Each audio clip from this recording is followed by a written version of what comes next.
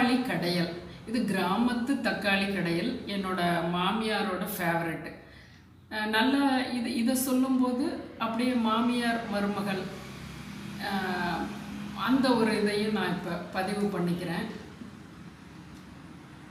ஆரம்ப காலங்கள்லேருந்து கடைசி வரையிலுமே சின்ன சின்ன மனஸ்தாபங்கள் எனக்கும் என்னோட மாமியாருக்கும் இருக்கும். ஆனாலும் ஆரம்ப காலத்துலேருந்து நாங்கள் ஃப்ரெண்ட்லியாக தான் இருப்போம். அதாவது நானும் அப்படி நினச்சிக்குவேன். இப்போ நம்ம அம்மா ஏதாவது ஒன்று சொன்னாங்கன்னா அந்த நேரம் சுருக்குங்குது, அப்புறம் நம்ம ஹக் பண்ணிக்கிறோம்ல, அதுபோல தான் நம்ம மாமியாரும் நினச்சிக்குவேன். அவங்களும் அது போல தான் நினைப்பாங்கன்னு நினைக்கிறேன். கொஞ்சம் மனசை கஷ்டப்படுத்துவாங்க, அப்புறம் அவங்க சரியாயிருவாங்க. அதுபோல தான் எங்களோட ஜேர்னி கடைசி வரையில் இருந்தது. என்னோடய மாமியார் இறந்து இப்போ 1 வருஷத்துக்கும் மேலே ஆகுது. அதை அவங்களோட அந்த தக்காளி கடையில் இப்போ இதை நம்ம பார்க்கும்போது இதை பதிவு பண்ணுறேன்.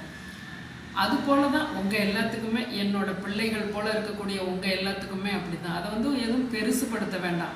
இப்போ நம்ம அம்மா வயிற்றில் பிறந்ததால் நமக்கும் அவங்களுக்குமான தொடர்பு அதிகம் இருக்குது அப்படிங்கிறது போல், நம்மளோட கணவனோட தாயுமே ஏதோ ஒரு கர்ம தொடர்பு இல்லாமல் நாம் அந்த குடும்பத்துக்குள்ளே போக முடியாது. அது என்னோட அழுத்தமான என்னோட நம்பிக்கை.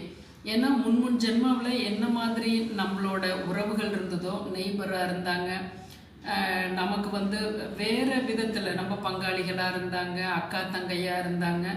அதுபோல தான் ஒன்றுமே ஒரு கனெக்டிவிட்டியில் வருது. கண்டிப்பாக அப்படி தான் நான் நிறைய புக்ஸை நான் ரெஃபர் பண்ணி படிச்சிருக்கேன்.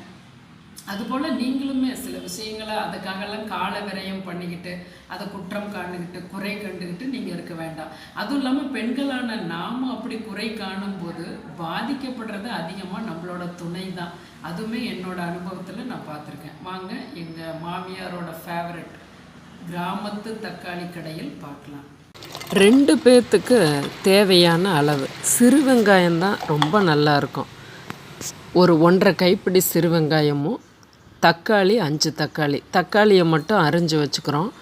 ஒரு 1/4 டம்ளருக்கு கம்மியாக தண்ணி போட்டு 1 பச்சை மிளகாய் அரிஞ்சு போட்டு இந்த அரிந்த தக்காளிகளை 5 தக்காளியை போட்டுக்கிறோம். மூடி போட்டு நல்லா 3 விசில் 40% அனலில் வச்சு 3 விசில் விட்டு எடுப்போம். அதை நல்லா மத்துனால் கடைஞ்சி கொடுத்தோன்னா கொஞ்சம் நல்லா கெட்டியாக இருக்கும். அதை நம்ம ஒரு பவுலில் சேர்த்துடலாம். உங்களுக்கு வேணும்னா உப்பு போட்டோம், கொஞ்சம் தண்ணி கலந்து அதில் நீங்கள் விட்டுக்கலாம், இல்லை கெட்டியானாலும் வச்சுக்கலாம். இப்போ சட்டியில் எண்ணெய் போட்டு கடுகு உளுந்து தாளித்து வருது. அந்த வெங்காயத்தை பொடி பொடியாக அரிஞ்சு போட்டுக்கிறோம். 1 பச்சை மிளகாய் போட்டிருந்தோம் இல்லையா, இப்போ கருவேப்பிலை, வரமிளகாய் 2 மிளகாய் போட்டிருக்கேன். காரத்துக்கு தகுந்தது போல் போட்டுக்கோங்க. நல்லா ஒரு 2 நிமிஷம் வதக்கி கொடுங்க. கண்ணாடி பதம் வரணும். இந்த அளவுக்கு வந்தால் போதும், ரொம்ப ஃப்ரை ஆக வேண்டாம். கொஞ்சம் ஜீரகம் போட்டுக்கிறோம், மஞ்சள் பொடி போட்டுக்கிறோம், கொஞ்சம் பெருங்காயம். ஒரு 30 செகண்ட் மட்டும் வதக்கி அந்த கடையலில் விட்டுருவோம். நல்லா கலந்து கொடுப்போம். அருமையாக இருக்கும். நாங்கள் இன்றைக்கி தோசைக்கு தான் நான் வச்சுருக்கேன். இது சப்பாத்திக்கு கூட அருமையாக இருக்கும். நான் கொஞ்சமாக தண்ணி போட்டுக்கிறேன். நீங்கள் தண்ணி போடாமல் இருந்தீங்கன்னாலும் இன்னும் சுவையாக இருக்கும். ஆமாம், உங்கள் அம்மா வைக்கிறது தோசை தக்காளி கடை